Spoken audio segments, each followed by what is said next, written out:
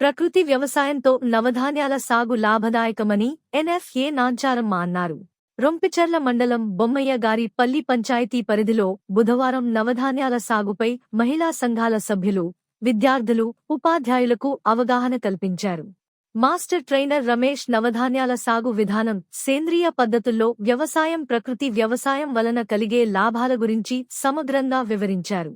ప్రభుత్వ వ్యవసాయంలో మహిళా సంఘాల సభ్యులు, రైతులు భాగస్వామ్యులు కావాలని కోరారు. ఈ కార్యక్రమంలో రెడ్డమ్మ, కోమల విజయలక్ష్మి, అనంతలక్ష్మి, రూపకల, సుధారాణి, ఓబులేసు, రెడ్డమ్మ తదితరులు పాల్గొన్నారు.